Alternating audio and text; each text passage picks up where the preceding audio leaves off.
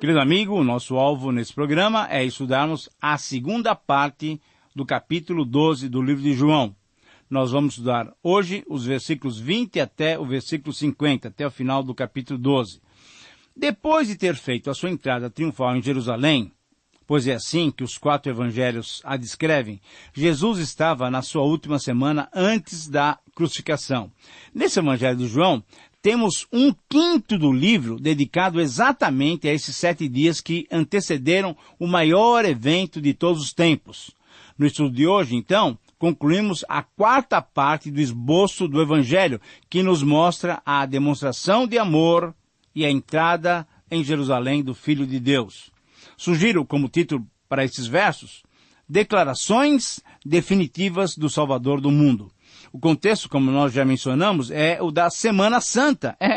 Isso que nós chamamos hoje de Semana Santa, que situacionalmente pode ser descrita como aqueles momentos finais de uma pessoa que faz das suas últimas palavras suas declarações mais contundentes, que certamente impactam aqueles que as ouvem. Por isso, podemos dizer, em resumo, que o texto está nos dizendo o seguinte: todo homem é desafiado a decidir-se diante das declarações definitivas do Salvador do mundo.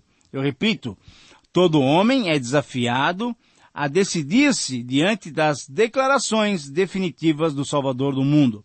E nesses versos, nós encontramos 7 declarações definitivas do Senhor Jesus sobre a sua vida, sobre o seu ministério e sobre os seus relacionamentos. A primeira declaração, nos versos 20 a 26, refere-se a Jesus e os gregos investigadores.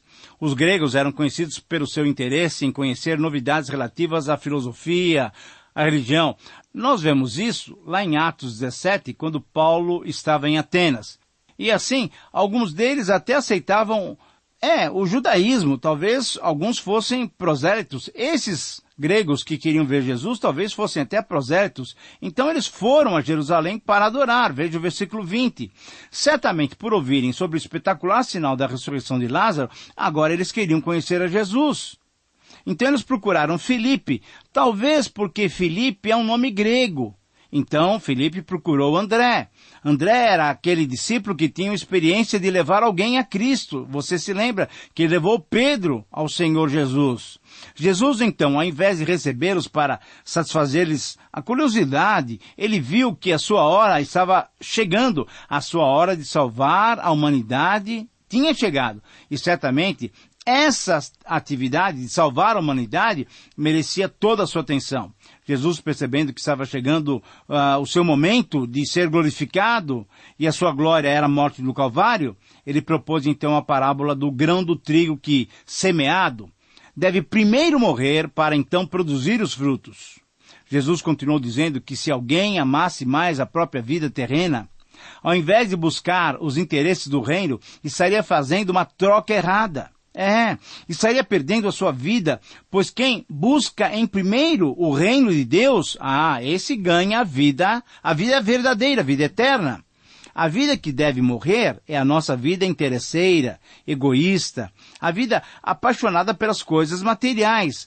Devemos morrer para o mundo e viver para Deus. A nossa vida é preservada para a vida eterna quando vivemos aqui como se estivéssemos mortos para o mundo e vivos para Deus.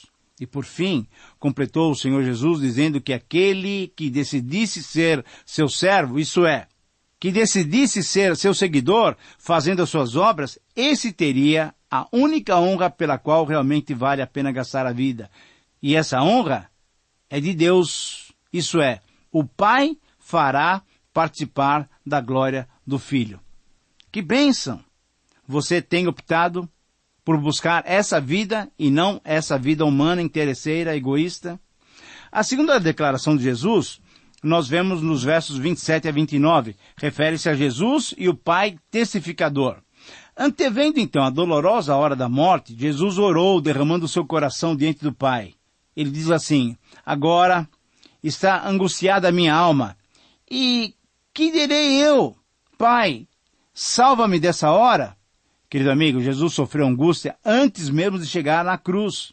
Ele sofreu no Getsêmani, mas aqui ele revelou o seu sofrimento sentindo os horrores da cruz. Mas perceba bem, Jesus não sofreu apenas fisicamente, não. O seu maior sofrimento foi moral, causado pelo pecado do mundo todo que caiu sobre ele. O Deus Santo recebia sobre si mesmo todos os pecados de todos os homens. Foi isso que Jesus sofreu no meu e no seu lugar. Jesus sabia que seria preso, amarrado, esbofeteado, chicoteado, ridicularizado, crucificado e morto. E a Bíblia descreve com cores vivas. A Bíblia descreve os flagelos que o Senhor Jesus sofreu fisicamente, mas no meio de toda aquela angústia, ele não fugiu do seu propósito para o qual tinha vindo ao mundo. E ele disse, precisamente com esse propósito eu vim para esta hora. E aí em seguida ele falou, Pai, glorifique o teu nome. O que Jesus disse aqui, ele tinha afirmado em outras ocasiões. Ele repetiu mostrando que a sua principal motivação era glorificar o Pai. Ora, diante disso, os versos 28 e 29, então veio uma voz do céu, eu já o glorifiquei e ainda o glorificarei. Era a voz do Pai. Aquela mesma voz que disse no momento do seu batismo, esse é o meu filho amado em quem me comprazo. Agora Deus, pela terceira vez, estava confirmando e encorajando o filho para a hora do seu sacrifício. Veja bem, você deve se lembrar, Deus já tinha se manifestado lá no batismo, na transfiguração e agora um pouco antes da crucificação. A multidão que estava ali não entendeu essa manifestação. Alguns pensaram que era um trovão, enquanto os outros criam ter ouvido a voz de um anjo. Mas na verdade era a voz de Deus confirmando e confortando o seu filho. A terceira declaração, nos versos 30 e 36, refere-se a Jesus e a multidão atraída. Jesus explicou aos seus discípulos e à multidão que a voz celeste não fora uma manifestação para ele. Não, olha só. É muito interessante isso. A voz celeste ocorrera por causa deles. Jesus, na ressurreição de Lázaro, também tinha orado para que os circunstantes crescem que ele havia sido enviado pelo Pai. E aqui veio essa voz do céu também para testificar a todos que ele era e ele é o Filho de Deus, o próprio Deus encarnado. Essas manifestações mostraram, então, o grande interesse divino em nossa fé. Uma nossa fé que deve ser pura, genuína, no Senhor Jesus Cristo como Filho de Deus. A expressão do verso 31 é muito significativa. Chegou o momento de ser julgado esse mundo e agora o seu príncipe será expulso. Querido amigo, Jesus disse que o momento do julgamento de todos os pecados, de todas as pessoas na cruz, esse momento já havia chegado. O momento em que Satanás ia ser completamente derrotado, ia ser expulso. Esse momento tinha chegado. Todo o sistema de Satanás foi destroçado na cruz do Calvário. Com a sua morte, Jesus venceu o poder do pecado, da morte de Satanás.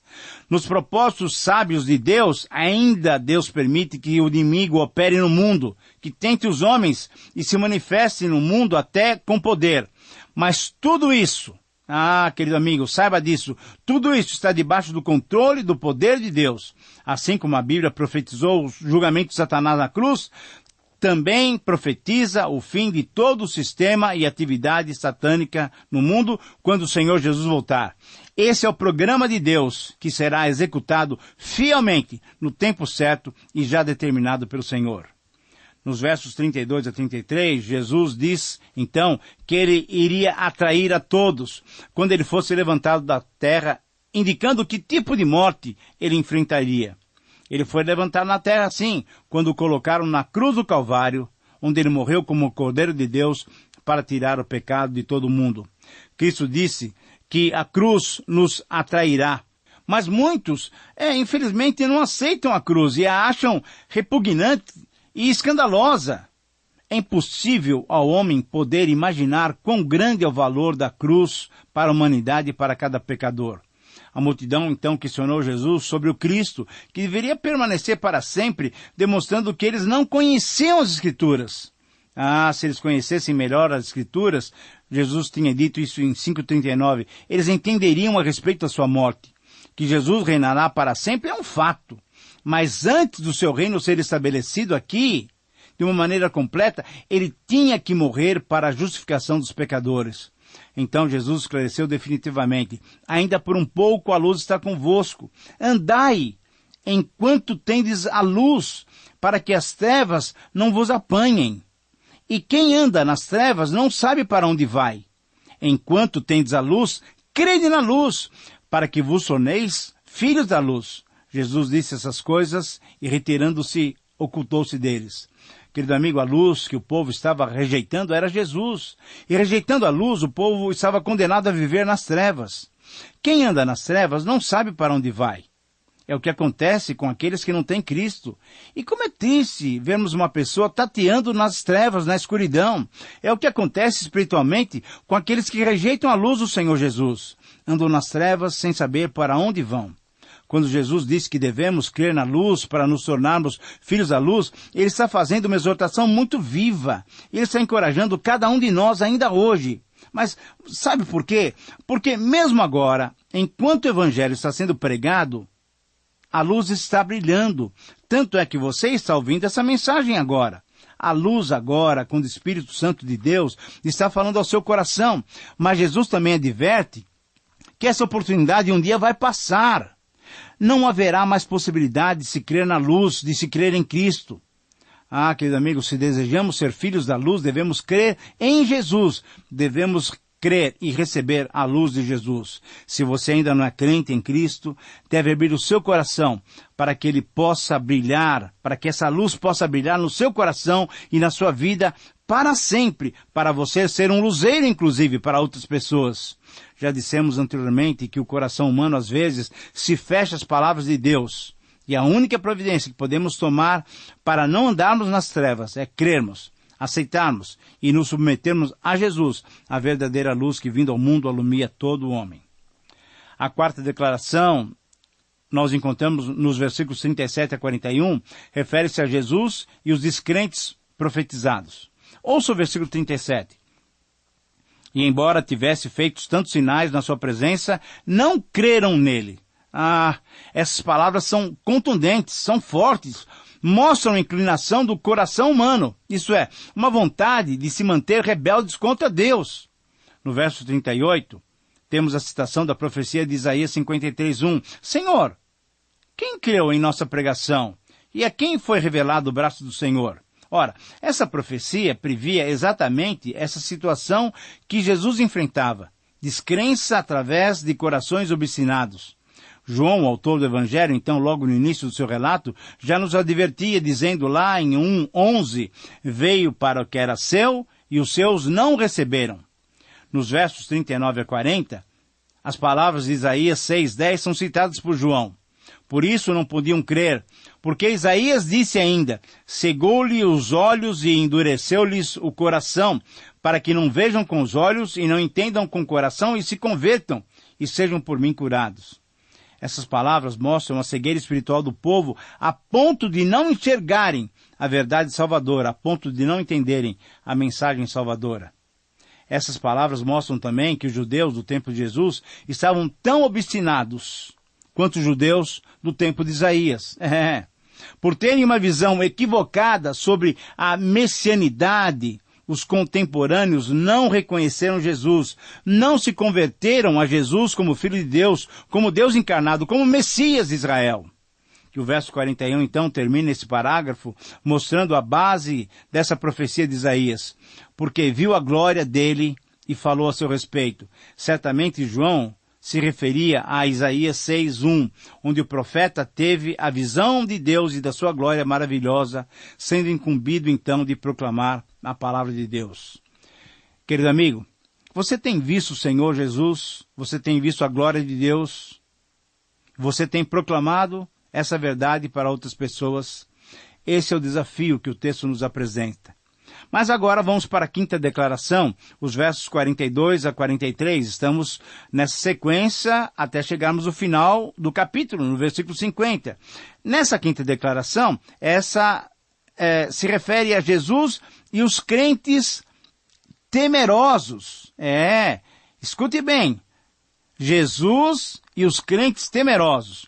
Nos versos 42 e 43, nós temos essa palavra de João. Contudo, muitos dentre as próprias autoridades, veja bem, as próprias autoridades, muitos creram. Mas por causa dos fariseus, não o confessavam. Por quê? Para não serem expulsos da sinagoga, porque amaram mais a glória dos homens do que a glória de Deus. Essas palavras são um retrato do que as palavras de Cristo podem causar. Diante das palavras do Senhor Jesus, nós temos somente duas alternativas. Ou rejeitamos por entendê-lo como um louco e mentiroso, como faziam algumas autoridades, ou aceitamos, reconhecendo a sua divindade e recebendo-o como Salvador e Senhor de nossas vidas. Conforme o texto, algumas autoridades, alguns dos próprios judeus religiosos, eles creram no Senhor Jesus. Deixando a sua interpretação errônea das profecias messiânicas, alguns intérpretes da lei reconheceram que Jesus era Deus. Certamente, entre esses estavam Nicodemos e provavelmente José de Arimateia, como nós vamos ver no final do livro de João. Mas aqui vemos um tipo de crente que fica se escondendo, negando a sua identificação com o Filho de Deus. Como vemos, o texto diz que muitas autoridades criam em Jesus, mas não chegavam a dar testemunho de Cristo. Por quê? Porque não queriam assumir o discipulado, não diziam que eram discípulos de Cristo por questões que envolviam a sua vida social. Querido amigo, infelizmente muitas autoridades políticas, muitas pessoas que ocupam posições até de destaque na nossa sociedade, mesmo depois de descobrirem a verdade, que é Cristo, essas pessoas se acovardam, ficam encolhidas, ficam escondidas, ficam temerosas, não querem confessar e professar a sua fé. Na verdade, esses que creem assim estão procurando mais a glória dos homens do que a glória de Deus. Cristo não se envergonhou deles, ao morrer na cruz do Calvário, por todos nós, por eles também. Mas, infelizmente, muitos estão se envergonhando de Cristo. Temos que lembrar das próprias palavras do Senhor Jesus. Aquele que se envergonhar de mim e das minhas palavras, eu também me envergonharei dele diante dos anjos e de meu Pai que está nos céus. Lucas 9:26. Eu pergunto para você, você tem tido alegria em testemunhar de Jesus ou você tem escondido o fato de você ser um discípulo do Senhor Jesus? A sexta declaração, nos versos 44 a 46, referem-se a Jesus e a sua missão de iluminar. Muito bem, estamos chegando agora quase ao final do capítulo, e João nos apresenta um resumo dos ensinos de Jesus. Vamos ver esses versículos. E Jesus clamou dizendo, quem crê em mim, crê, não em mim, mas naquele que me enviou. E quem me vê a mim, vê aquele que me enviou. Nesse resumo dos ensinos de Jesus, encontramos uma ênfase destacada na sua divindade e no seu relacionamento de dependência do Pai. Como podemos ver, por meio dessas palavras, o Senhor Jesus se coloca novamente debaixo da missão, debaixo da autoridade do Pai, demonstrando que Ele estava aqui entre nós. Olha só, não porque Ele quis vir de vontade própria, mas porque Ele foi enviado pelo Pai. Por isso, quem crê em Jesus, ou quem vê Jesus, crê e vê o Pai que o enviou. E João, por fim, no versículo 46, nos apresenta mais um testemunho de Jesus, em que ele disse, eu vim como luz para o mundo, a fim de que todo aquele que crê em mim não pereça nas trevas. Querido amigo, nessas palavras, Jesus quis nos mostrar, mais uma vez, quis mostrar novamente a sua pré-existência antes de vir ao mundo, com a missão de ser a luz do mundo. Reforçando o que fora dito nos versos 35 a 36, Jesus como a luz, é a luz que pode alumiar a qualquer homem, isso é, através do brilho, da clareza que Jesus concede, todo aquele que nele crê não permanece nas trevas, mas andará seguro, andará firme na luz de Jesus. Crer em Jesus é chegar até a luz e ser por ela iluminado. Não precisamos andar errantes, sem saber por onde e para onde caminhar. Precisamos sim seguir a Jesus, que nos leva pelo único caminho, que embora seja estreito, é o caminho que conduz à salvação, ao reino eterno. Agora, finalmente, chegamos a uma sétima declaração do Senhor Jesus, nos versos 47 a 50. Refere-se a Jesus e a vida eterna que só Ele pode conceder. Vamos ler as últimas palavras desse capítulo. O versículo 47 diz assim: Se alguém ouvir as minhas palavras e não as guardar, eu não o julgo, porque não vim para julgar o mundo, e sim para salvá-lo. Conforme as palavras do capítulo 3:17, logo depois de Jesus ter conversado com Nicodemos naquela noite, quando Jesus ali manifestou a necessidade de nascer de novo, Jesus novamente destaca que o seu papel ao vir ao mundo não foi julgá-lo. O seu papel foi salvar o mundo, isso é, salvar as pessoas dos seus pecados. Na sequência, no versículo 48, Jesus continua dizendo: Quem me rejeita não recebe as minhas palavras, tem quem o julgue. É a própria palavra que eu vos tenho proferido, essa julgará no último dia. É interessante, percebemos que embora tenha vindo para salvar o mundo, o julgamento já está estabelecido pelas próprias palavras proferidas. A partir delas, há a salvação e a condenação. No verso 49, nós lemos o seguinte: Porque eu não tenho falado por mim mesmo, mas o Pai que me enviou, esse tem me prescrito o que dizer e o que anunciar. Novamente, a ênfase na mesma essência entre o Pai e o Filho, e diante disso, a responsabilidade de todos nós de aceitarmos ou então recusarmos o próprio Deus. E no versículo 50, Jesus completa dizendo: E sei que o seu mandamento é a vida eterna. As coisas, pois, que eu falo, como o Pai me tem dito, assim eu falo. Agora, pela terceira vez, Jesus apresenta a consequência natural de crer, de ver e de ouvir as palavras de Jesus. Ou aceitamos a Deus, ou nós estamos rejeitando a Deus. Quando nós rejeitamos a Jesus, ou aceitamos a Jesus, nós estamos ou rejeitando a Deus, ou aceitando a Deus. Querido amigo, como é que você reage a essas colocações de Jesus? Como é que você tem se relacionado com o Senhor Jesus? Como tem se relacionado com Deus? Você o aceita ou o rejeita? Peça a Deus para ajudá-lo na sua decisão. Peça a Deus sondar o seu coração.